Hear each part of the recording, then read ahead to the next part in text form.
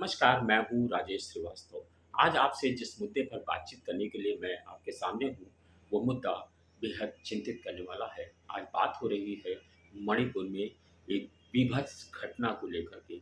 इस घटना पे जब मैं आपसे बात कर रहा हूँ, तो मन बेहद उदास है और दिल पीड़ा में है, क्योंकि जिस तरह की घटना हुई है, वो मानव सभ्यता के विस्तृत विकसित होने के बाद से लेकर के आज तक शायद कभी पूरी दुनिया ने नहीं देखी होगी। हम बात करते हैं तालिबान की, लेकिन जब तालिबान में हिंसा हुई और आईएसआई के एजेंट लोगों ने वहाँ पर जो हंगामा किया, वह भी ऐसी घटना को अंजाम नहीं दे सके, जो हमारे भारत देश में मणिपुर में देखी गई है। जी हाँ, मैं बात कर रहा हूँ मणिपुर में, जो पिछले 48 घंटे पहले एक वीडियो देश के सामने आया और उस वीडियो ने देश के हर आदमी को झकझोर कर रख दिया है कि आखिर हम किस मानव समाज में जी रहे हैं, किस सभ्यता में जी रहे हैं। आज मैं दावा कर सकता हूँ कि कितनी भी विभत्स मानसिकता के लोग हों, कितनी भी गिरी हुई मानसिकता के लोग हों, लेकिन किसी ने कल्पना में भी ऐसे दृश्यों को नहीं संजोया और संवारा होगा। जिस तरह के दृश्य आज हमारी आंखों के सामने हैं और हम सब उसको देखने के लिए विवश हैं।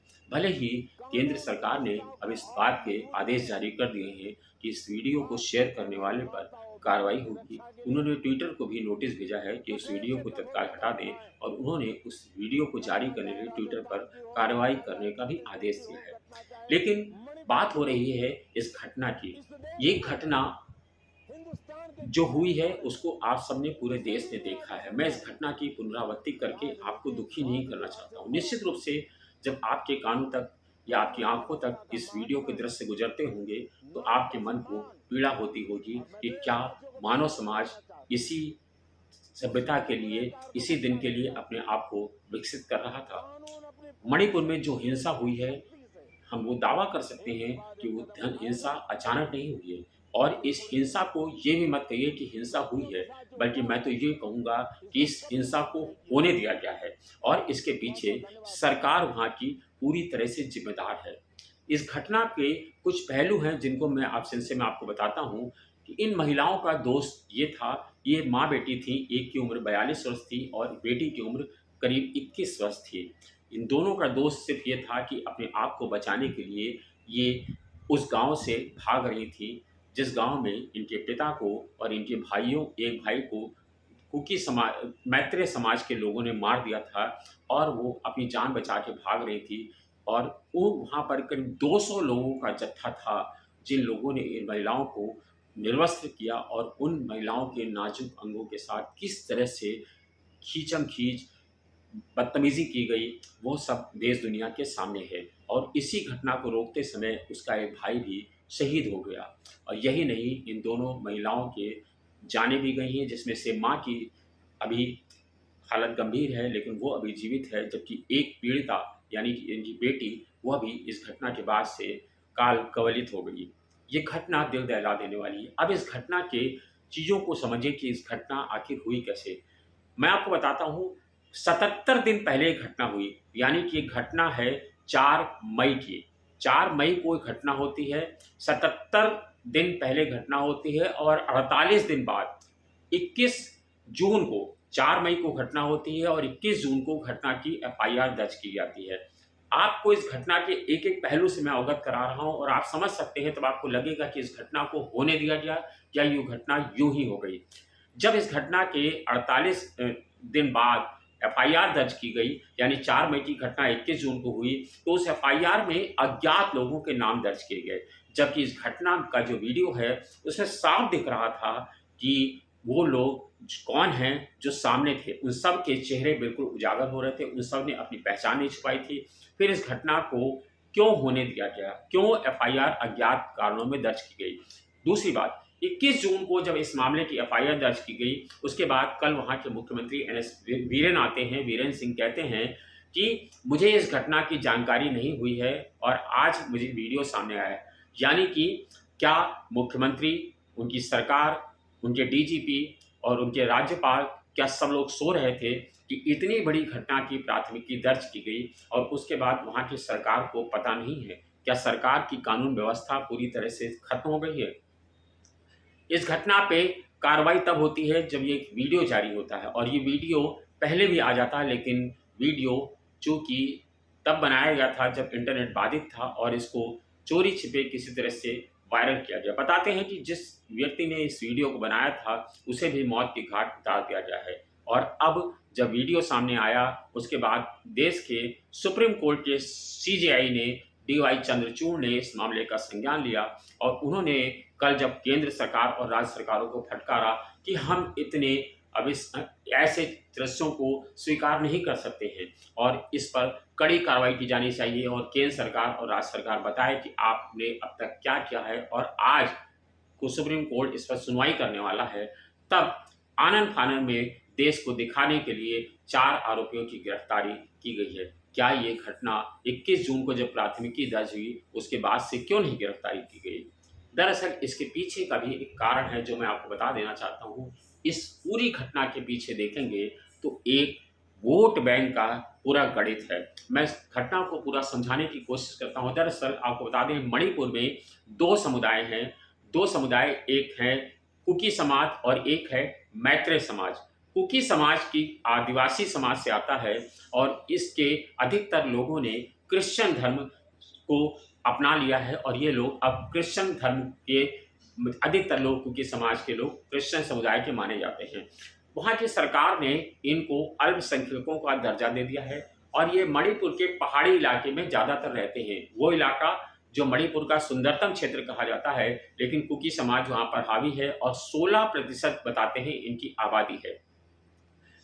ये जो दोनों महिलाएं थीं, ये भी कुकी समाज की थीं, जबकि जो आरोपी हैं, यानी जिन युवकों ने इस घटना को अंजाम दिया और जो बड़ी संख्या में वहां मौजूद थे, वो मैत्रेय समाज के आते हैं। मैत्रेय समाज कौन है वो भी आपको बता देता हूं।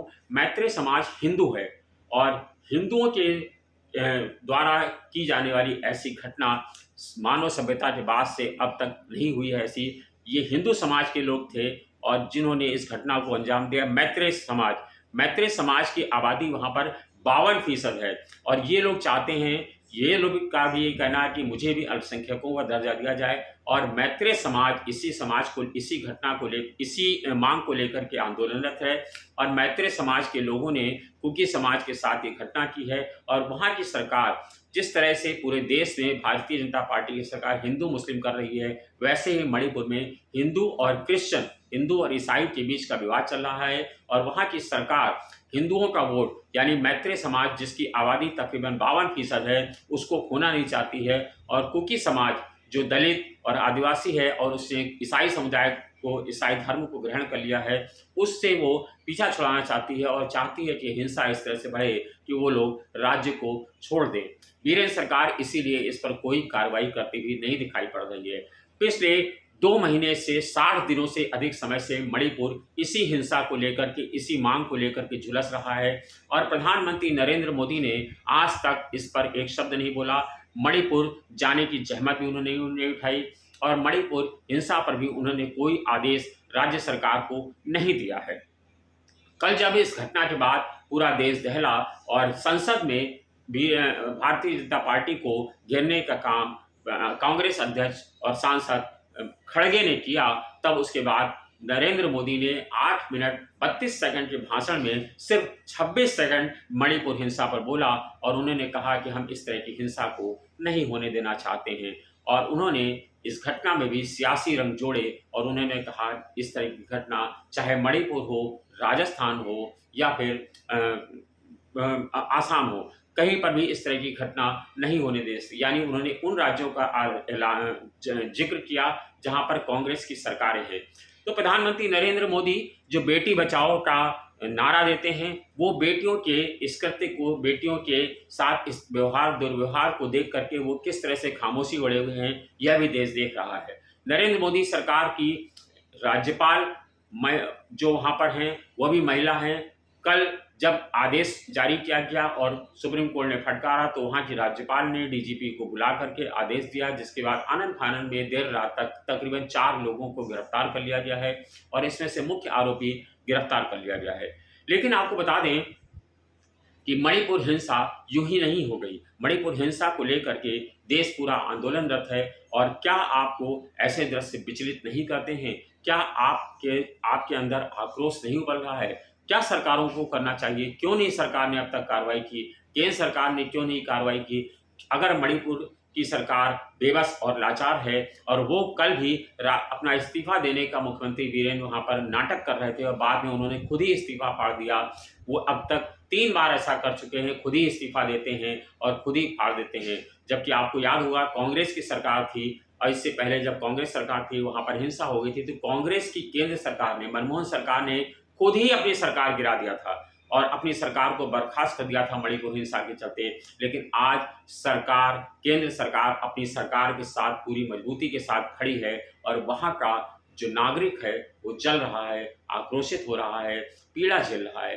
एक वहां के लोगों से जब एक चैनल ने बातचीत की तो उनका एक कहना था कि आप एक वीडियो देख करके आह्लादित हैं, आप एक वीडियो देख करके परेशान हैं, बेबस हैं, लाचार हैं। आप सोचिए हम कितने दिनों से बेबस हैं। आपके पास तो एक वीडियो आया है, हम अपनी बहन और बेटियों को बचाने के लिए कितनी जद्दोजहद कर रहे हैं, किस तरह से लड़ रहे हैं, ये हम ही जानते हैं। मणिपुर में पिछले 60 दिनों से जो हो रहा है उसको हम आपको बयान नहीं कर सकते हैं। उन चीज़ों को हम झेल रहे हैं, और हम कैसे अपने आप को बचाए हुए हैं, अपनी अस्मिता को, अपने परिवार की इज्जत को, ये देखने वाली बात होगी। तो आज मैं बात करना चाहता हूँ केंद्र सरकार से और प्रधानमंत्री नरेंद्र मोदी से कि जो तालिबान का जिक्र करते थे, क्या तालिबान में ऐसी घटना को देखा गया कि किस तरह से 100-200 लोग 2 महिलाओं के साथ निर्वस्त्र करके उनके अंगों के साथ छेड़छाड़ करते हैं, दुर्व्यवहार करते हैं, और उनमें से एक को मौत के घाट उतार दिया जाता है, दूसरी अभी भी जीवन और मौत के बीच में संघर्ष कर रही है। ये दृश्य निश्चित रूप से बहुत डरावने हैं और बहुत चिंता पैदा करने वाले हैं। हमको, आपको सबको चेतना होगा और ध्यान रखना होगा कि हम ऐसी सरकारों का चयन करें जो मणिपुर हिंसा जैसी घटनाओं को अंजाम न दे सके। वैसे तो पूरा देश महिला शक्ति के प्रति बात करता है, महिला शक्ति को जागृत करने की बात करता है, लेकिन जब बात आती है महिलाओं की, हमारी आधी आबादी की, तो वो बहनें, वो माताएं, उनकी शक्तियों को क्यों नहीं पहचाना जाता है? क्या वो किसी वोट का हिस्सा नहीं है? क्या वो ब्राह्मण, ठाकुर, कायस्थ, बनिया, दलित, ओवैसी, कुर्मी इस समुदाय में नहीं आती हैं, तो क्या वो वोट बैंक नहीं है? और अगर कोई वोट बैंक नहीं है तो क्या उसकी अस्मत को हम इसी तरह से उछालते रहेंगे? महिलाएं क्यों हिंसा का साधन बन गई हैं, ये हमें सरकार से पूछना होगा। महिलाओं को बचाने के लिए हमको, आपको आगे आना पड़ेगा। मणिपुर की महिलाओं के साथ हमको, आपको आगे खड़ा होना पड़ेगा। भले ही कुछ मीडिया हाउस ना खड़े हों, सरकार के साथ खड़े हों, लेकिन हमको, आपको मणिपुर की महिलाओं को विश्वास दिलाना होगा कि हम उनके साथ हैं। जो हम यहाँ से कर सकते हैं वो उनके साथ करें। और मैं आप सबसे अपील करना चाहूँगा कि मणिपुर हिंसा का जो वीडियो है उसको कतई वायरल न करें। ऐसे लोग वीडियो वायरल करने से महिलाओं के साथ और ज़्यादती होगी। जो पीड़िताएं हैं उसमें उनके चेहरे देख रहे हैं, इसलिए ऐसे वीडियो को कतई वायरल ना करें, ना ही सोशल मीडिया पर एक दूसरे को शेयर करें। निश्चित रूप से इस तरह के वीडियो हम सबसे देखे भी नहीं जाते हैं, लेकिन हम लोग चूँकि मीडिया से हैं तो ऐसे दृश्यों को देखना हमारी मजबूरी है। लेकिन मैं आप सबसे अपील करना चाहूँगा, इन वीडियो को देखने से बचें और चीज़ों को समझें, क्योंकि जिस तरह की सियासत मणिपुर में हो रही है, महज कुछ वोटों की खातिर वहाँ पर जिस तरह की घटना को अंजाम दिया जा रहा है वह बेहद दुखद है। लेकिन मैं केंद्र सरकार की महिला मंत्री स्मृति ईरानी को भी कहना चाहूँगा कि वो बात-बात में जिस तरह से अमेठी को लेकर के, जिस तरह से राहुल गांधी को लेकर के, जिस तरह गैस सिलेंडर कांग्रेस सरकार में महंगा था तो उसको सिर पर उठाए घूम रही थी, आज वो मणिपुर हिंसा पे जब एक महिलाओं के साथ अत्याचार हो रहा है तो वो क्यों खामोश हैं? स्मृति ईरानी अब क्यों नहीं बोल रही हैं? वो मात्र एक ट्वीट करके कि घटना अमानवीय है, मैं मुख्यमंत्री से बात करूँगी। क्यों नहीं उनकी सरकार के मुख्यमंत्री को हटाया जा रहा है? क्यों नहीं इस्तीफा उनसे लिया जा रहा है? ये तमाम सारे सवाल हैं जो मुँह बाए हमारी ओर खड़े हैं, और इनका जवाब कब मिलेगा ये देखने वाली बात होगी। धन्यवाद, शुक्रिया।